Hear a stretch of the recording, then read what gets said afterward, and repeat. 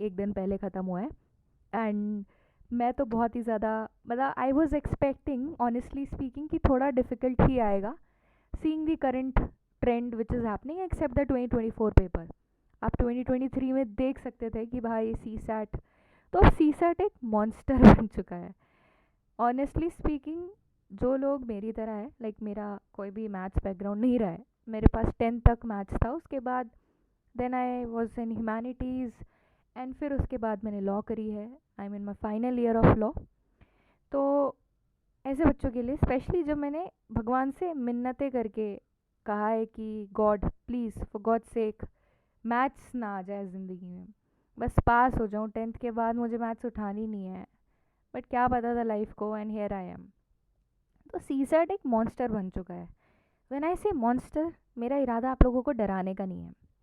C SAT क्यों एक monster बन चुका है उसे समझते हैं। रीज़न नंबर 1, ये पेपर बहुत ज़्यादा अनप्रिडिक्टेबल हो चुका है। तो ये जो प्रिडिक्ट करना कि भाई हम एलिमिनेशन से कर लेंगे, या सिर्फ पी वाई क्यू सॉल्व करने से काम चल जाएगा, या सिर्फ आर सी कर लेंगे, थोड़ा सा एल आर कर लेंगे, लॉजिकल रीजनिंग, मैथ्स को टच ही नहीं करेंगे, पेपर तो हमें just 66 marks and we are out, right, we are out, हम कट ऑफ क्लियर कर लेंगे। बट ऐसा नहीं हो रहा है अब।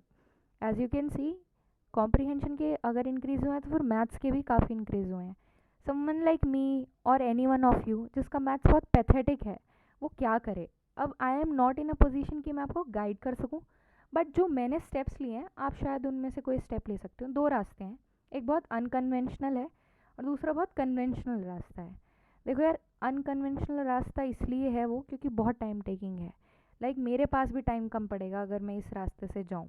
तो अगर आप first second third year college में है और आपको पता है कि आपका मैथ्स बहुत बुरा है, लाइक इतना बुरा है कि आपको बेसिक कैलकुलेशन में भी दिक्कत आती है, तो आप क्लास 6th की एनसीईआरटी से लेकर के 10th की एनसीईआरटी तक को सॉल्व करो, सारी एक्सरसाइजेस को सॉल्व करो, आर डी शर्मा सॉल्व करो।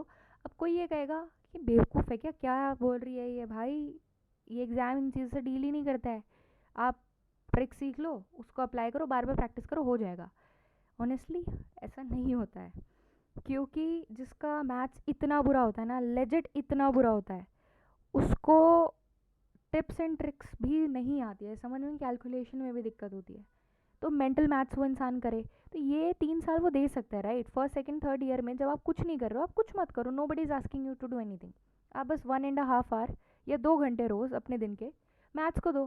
3 साल तक अगर आप ये काम करोगे, आपको ज़्यादा एफर्टिंग, इवन चाहे आप 1 घंटा भी दोगे, क्यूमुलेटिव आपका 3 साल का एक एक एक एक 12 मंथ्स का, 12 months can you imagine, you have given your 3 years to one thing, आपका ये सॉल्व हो जाएगा। अब ये बहुत ही ज़्यादा अनकन्वेंशनल है, कोई नहीं सजेस्ट करता है क्योंकि टाइम टेकिंग है और इतना नेसेसरी नहीं होता है।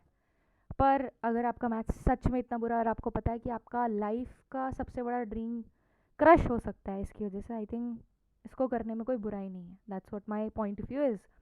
अब हम जाते हैं कन्वेंशनल रास्ते पे। कन्वेंशनल रास्ते में भी 2 चीज़ें हैं, एक पी वाई क्यू सॉल्व करो और सॉल्व करते रहो और प्रैक्टिस करते रहो, मॉक ले लो, हो जाएगा। यूट्यूब पे काफ़ी सारे फ्री वो पड़े हुए, हो जाएगा। बट ऑनेस्टली मैंने ये तीनों चीज़ें करके देखी और मेरा नहीं हुआ।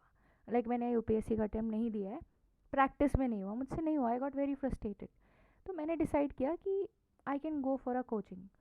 अब मेरे दिमाग में 2 कोचिंग के नाम तो आए हैं। एक सबको पता है, IAS सेतु करके कोचिंग है, जो बहुत अमित, शायद अमित गर्ग सर है उनका नाम, जो सी सैट को लेते हैं वहाँ पे, तो वहाँ पर से करूँ।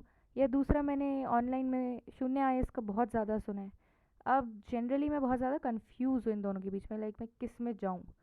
तो जो भी रहेगा, like whatever, if I take any of the coachings, ये भी लूँ या ये लूँ, उस पर और मेरा जो भी एक्सपीरियंस रहेगा, I am going to share it to everyone, because I don't want कि लोग इस साइकिल में फंसे और फालतू की कोचिंग्स में अपना पैसा, हार्ड अर्न मनी वेस्ट कर दें।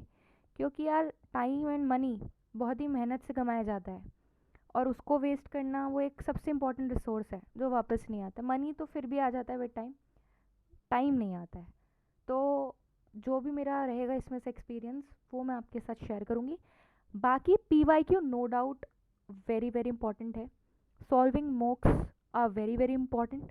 उससे वरना आपको अपनी खुद की सॉल्व करने का छोड़ने का मन नहीं करेगा, आपको पता नहीं चलेगा, और नेगेटिव मार्किंग बहुत ज़्यादा है इस एग्ज़ाम में, तो उससे बचने के लिए। और तीसरा है, आप कोई कोचिंग में एनरोल करें, अपने बेसिक्स पे काम करें, बेसिक से एडवांस तक जाएं, उन्हें समझाएं। बहुत सारे ऐसे कोर्सेज होते हैं जिसमें आप बता सकते हैं कि सर देखिए मेरा मैथ्स इतना बुरा है, आप मुझे बताइए कि मुझे क्या करना है। तो वो जो एक्सपर्ट होंगे they can actually help you. मतलब I am being very optimistic guys, very optimistic, but then let's see what happens. तो ये एक चीज़ है जो मेरे हिसाब से करी जा सकती है, एंड दिस इज़ इट। क्योंकि 2025 का पेपर ने मेरे को डरा दिया है। I am literally scared guys, very much. But honestly I feel डरना तो अच्छी बात है, पर डर के कोई अच्छा स्टेप ना लेना इज़ बुरा। तो what you can do is have faith in yourself no matter what, and आप कोशिश करते रहें जब तक आपसे कोशिश हो रही है, जब तक आपको लगता है कि आप अपना बेस्ट दे सकते हैं नो मैटर व्हाट। तो मैं आपको बस यही इसी जर्नी को आगे बढ़ाती रहूँगी, और अपनी जर्नी, अपने जितने भी एक्सपीरियंसेस या इंसाइट है वो आपके साथ शेयर करती रहूँगी। एंड आई होप इससे आपको एक अंदाज़ा तो लगा होगा कि आप कैसे प्रिपेयर कर सकते हैं, बिकॉज़ क्योंकि मैंने तो यही रूट निकाला है। अगर किसी और को लगता है कोई और वे आउट है तो आप कमेंट कर सकते हो, and you can also let me know so that I can include it in my strategy. So signing off, thank you so much.